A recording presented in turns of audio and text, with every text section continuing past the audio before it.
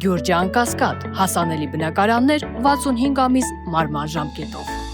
Ինչ եք ասում որ բեկանվելու։ Ասում արտադրության դատավճիռը կայացրել է որտեղ հանցակազմի տակ։ Չեմ ասում։ Բացատրեմ։ Արտադրության դատավճիռը կայացրել է շարունակում է առնվազն տեսնում եմ մեղադատություններով այդպիսի վիճակ պետք է կայացվի, մայնչա կայացվելու ինչ կարելի է աշխատել, բայց տեսնում եմ դա կայացվելու։ Ես ընդհանրապես ասացի հետևյալ արժեք դատարանից կամ արտադրագրեք, որ պատգամավորներին եւ Գագիկ Ջահանգիրանին հրավիրել մեկ ատեմ պատգամավորների դեպքական դրական հանձնարարողի նախագծն։ Այսինքն նշված այն ժամանակ պատգամավորներին եւ Գագիկ Ջահանգիրանին հրավիրելը իրավական համակարգի Ձեզ հնարավորություն չի տալիս քննարկման առարկա դարձնել, այդտեղ որոշում եք ընդունում, չենք հրավիրում, անուն որոշում կլինի, թե պատճառաբանությունը կլինի միջնորդությունը մերժելու։ Այդ ժամանակ ես բողոքարկելու եմ, ասել եմ, որ արգել դատարան ճիշտ արտադրության դատարանությունն է, դες հանգամանքում պարտավոր անդրադառնալ։ Բողոքարկել եմ Ճռապետ դատարան եւ Եվրոպական դատարանում եւ կոմպենսացիայի հարց եմ քննարկելու, որ արտադրությունը տեղի ունեցել ոչ թե ժամանակ երբ որ պիտի կայացվեր, այլ արտադրությունը տեղի ունեցել շատ ավելի ուշ փուլում, այսինքն մաքրի լավսերի կոպիտ խախտում ա եղել, երբ որ անձը ստիպված ա եղել մեկ օր ավել, իսկ իրականում մեկ տարուց ավել կանգնանի առաջ, այն ժամանակ երբ որ ինչ պետք է կանոնել։ Հիմա դա կբեկանվի որպես բեկանոն, թե կբեկանվի որպես բան, այդ խնդիրն է։ Բայց բովանդակային առումով ես համոզված եմ, որ հանցակազմ չկա, հետևաբար այս տեսնում ենք։ Այս կոնտեքստում մի հարց է պահանջել։ Արդյոք որտեղ դուք ժամանակին քրեական հետապնդումը դադարեցնելու միջնորդություն եք ներկայացրել հենց կոնվենցիայի 17 հոդվածի ձեր գնահատման, խախտման, հանգամանքով պայմանավորված դեռևս սույն գործի քննության նախապատրաստական մասում։ Դատարան ձեր միջնորդության քննության արդյունքում որոշում եք կայացրել միջնորդությունը մերժելու մասին։ Հիմա որ դուք միջնորդում եք լրացնելու, դատաքննությունը լրացնելու, միջնորդում եք նաև հարցաքննել 2021 թվականին դրությամբ 2 պատգամավորել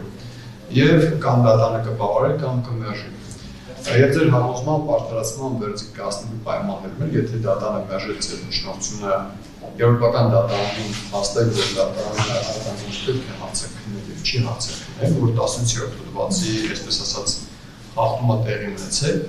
եւ կոմպենսացիա հարց բարձրացնել։ Հիմա հարց դատարանի մոտ։ Դատարանը ձեր կողմից ձեր միջնորդության արդյունքում մերժել է քրեական հետապնդումը դադարեցնել։ Դուք ասում եք դա պետք է լիներ, այսինքն ոչ թե արտադրության վերցիկ օրինակ կայացվեր մեկ օր ուշ, այլ հենց մեկ օր շուտ։ Այլ մինչև արտադրության վերցիկին հասնելը դուք միջնորդել եք քրեական հետապնդումը դադարեցնել ժամանակ։ Դատարանը մերժել է։ Հիմա ձեր խորին համոզմամբ 17 հոդվածի խախտում կա։ Հիմա արդյոք այս ամեն ինչը միջնորդության քննարկում, անկախ նրանից եթե նույնիսկ դատարանը բավարարեց, անկախ նրանից որ եկան հարցաքննվեցին եւ նոր արտադրության վերցիկ կայացվեց, դուք եք բողոքարկեցիք ու ասացիք, բա գիտեք ինչ կա, արի Եվրոպական դատարան։ Այս գործը դեռևս պետք է կաշվեր 2023 թվականին։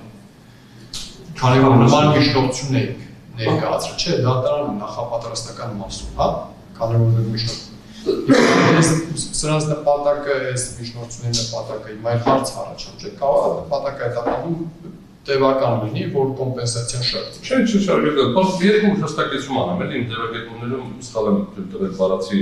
որ ասում եմ բեկանվելու, այս նկատունում դատական արտում լինելու սխալ բառ օգտագործել եւ բացատրեցի բեկանել ասելով ինչի նկատի ունեմ, որտեղ տեսականորեն արտադրության դեպքը չի բեկանվելու անհատելի արտադրության դատարանջիռ, բայց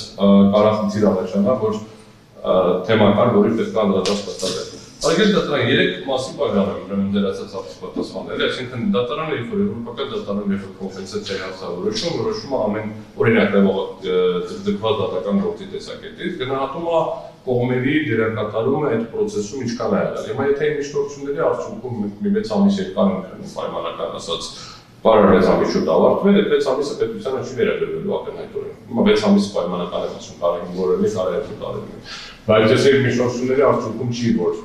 տևողականության խնդիրը առաջանում, այդ խնդիրը ուրիշ ձևադիտարկվելու։ Երկրորդ հարցը Եվրոպական դատարանի եւ ընդհանրապես Հայաստանի Հանրապետության կողմից իր պարտավորությունները կատարելու համար երրորդ դատարանը նսխալ կայացնել, օրենքներ, դատախազնասխալ միջնորդություն բերել, այսինքն մարդու դատական Եվրոպական կոնվենցիայի եւ պետության կողմից ստանձնած պարտավորությունների համար պետությունը մի միավոր է բոլորը միավորը այդ իշխանությունների տարօրինացում չկա պատասխանատվության դաշտում, չկա որ սա դատական իշխանության պատասխանատվությունն է, սա գործադիր իշխանության պատասխանատվությունը, միշտ խոսվում է Հայաստանի Հանրապետության պատասխանատվության մասին։ Ես ինչով է պայմանավորված իմ միջնորդությունը հիմա, դա էլ ասեմ, որպեսզի շատ հստակ լինի, որտեղ այդ մարդկանց մենք ՎԿ կանչել են միջնորդություն նախկինում բերել են, դատարանը մերժել է։ Սա տենց չի, որ ես ուզում եմ երկրորդ անգամ նույնպես բան է փոխվել։ Անդրանիկ Սիմոնյանի հարցակնությունն է տեղի ունեցել, որի ժամանակ տրվել է մի հարց, որը չկար նախաքննության ժամանակ։ Ինչ որ մեկի հետ խոսել եք այդ հարցի վերաբերյալ, թե ոչ։ Ասել եք ինչ որ մեկին որ ձեզ զանգել են, ասել եք ինչ որ մեկին նախապես քննարկել եք, քրեական գործի հաղորդում տալու հարց։ Եվ պատասխանը ստացել եք ոչ։ Եթե պատասխանը լիներ այո, գնացել եմ, խոսել եմ, նաև մշակութական քննարկում եմ օրինակ ունեցել, այնտեղ ինձ հարցնում էին արդյոք բանը, ինչ որ մեկը զանգել ասել, այս վիճակություն լինում է դեր գործերին, ասել եմ այո լինում է։ Ես այդ պահին չէի մտածել, բայց ինձ որ դուրեցին ես հավաքում ներկայացրեցի։ Կստացվեր որ այն մարդիկ ազգային ժողովում լավ էլ գիտեին, որտեղ Անդրանիկ Սիմոնյանն իրենց ասել էր դրի ուրիշ կոնտեքստում եւ կարող է դասկանալ որոշակի բացատրություն։ Բայց հիմա մենք ունենք մի հատ իրավիճակ, որտեղ Անդրանիկ Սիմոնյանն ասում է, ես չգիտեմ Գանգիրյանը որտեղից է բաղի գործը դրել, ինչ գործ է։ Այն դեպուտատները չգիտեմ թե մեղադրականի տեքստերը կարդում, ես չգիտեմ ոչ կապվում եմ դրա հետ, ես ոչ մեկի հետ չեմ խոսել մինչև հաղորդում տալու պահը։ Իսկ հաղորդում տալու պահին նախորդող ժամանակահատվածում քննարկումներ ա եղել ձևակերպումների շատ հստակ ուղղվածությամբ։ Դրանով է պայմանավորված հիմա բերված միջնորդությունը մարդկանց նորից հրավիրելու։ Հակառակ դեպքում ես ասել եմ մի անգամ դիմել եմ միջնորդել եք լրապակի ճարում։ Մի հատ էլ նորից դրանով անդրադարձ կկատարել դրանով կավարտեի։ Հիմա նաև այսպես մարդկանց ցուցմունքները ես ինչպես նշեցի, հնարավորություն է տալիս արձանագրել 18-ը, բայց նաև հնարավորություն է տալիս քննարկման առարկա իսկ կարող է Անդրանիկ Սիմոնյանը ամեն դեպքում քննարկել է այս հարցը միջև այդ հաղորդում ներկայացնելով։ Դե մարդիկ կարող ասեն, չէ, Անդրանիկ Սիմոնյանը եկել էր,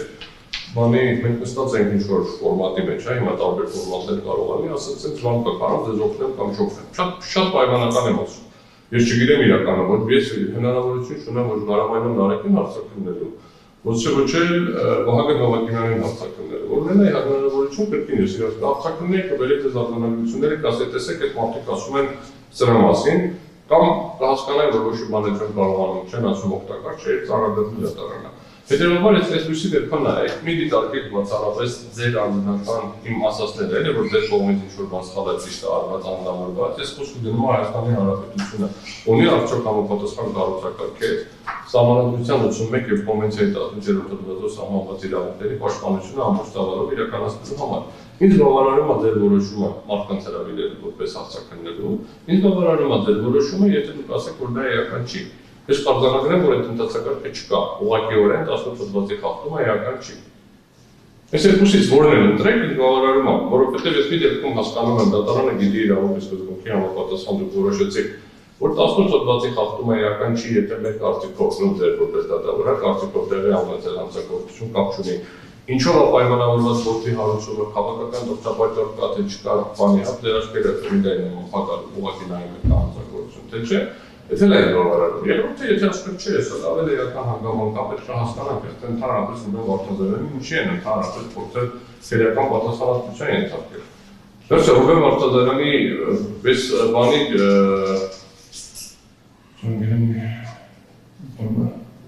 Գագիկ Ջանգիրյանի ցուցմունքի մի մասն եմ ընդհանրեն արձանագրել Վահագնի գործ, բայց այնտեղ ուրիշ ձևակերպումներ էլ կա, որ ես պարտներ քեզ հեռացնել եմ, դու պետք է հեռացնես, այնտեղ մարդիկ են ասում, որ քեզ պիտի հեռացնեն, այնտեղ ճիտին պարտքես աղզից դրել են, ձևակերպումներն ա, որ ինքն է ասել, հիմա պետք է հասկանանք այդ ովքեր են ոզին դրել ու կամ ստիպել եմ, որ դրա բարերով չասեմ, ով է իրան ստիպել, այդ քիա իրա պարտքը, ճիտին պարտքը ընդհանրապես ենթադրում է ամեն օր հաճուցելու պարտքը, հավատալու կլանման այդ բանը, ասենք այդ դա ֆինանսական կոմպոնենտ ունի, ինչ ունի, այդ լրիվ հանգամանքները ուրիշ քրեական գործով կնքող հանգամանքներ են, բայց այստեղ էական է, որ հասկանանք քրեական գործը ինչ հանգամանքներով է հարուցված։ Արդյոք ինքը ուղղակիորեն հանցավորության դեմ պայքարի շրջանակներում բացահայտվել է օրենքով սահմանված իրավաչափ գործընթացի արդյունքում հանցագործություն ու գնացել ենք բացահայտել ենք, թե չէ, դա լավ է կանխամտածված կառուցված գործ է։ Այսա երկու որոշումներ հարգել դատարան ամբողջությամբ բավարարում է, ուղղակի պետք է հստակություն։ Կամ էական է հրավիրում են, կամ էական չի, արձանագրում են, որ էական չի, ես հաջորդ փուլերում սա թե բեկանելով կլինի, թե անոր բեկանելով բաց անենք, էլի։ Դու մնացած մասով ես համոզված եմ, որ հանցակարգ չկայի տարբերություն իմ գործընկերների, խոսքը Սունան Բաղարյանի եւ Երեմ Սարգսյանի, որտեղ որի դեպքերի, երբ որ ասում են այդ դատավորը չի արդարացնելու, ես գտնում եմ, որ արդարացման դատավճիռ ակնելու։ Դժվար է ձեզ համար մի քիչ, բանի առումով, ապացույցների դաշտում եւ հնարավոր ճնշումների դուրսի ներքո, բայց համոզված եմ, որ արդարացման դատավճիռ ենք ստանալու վերջ։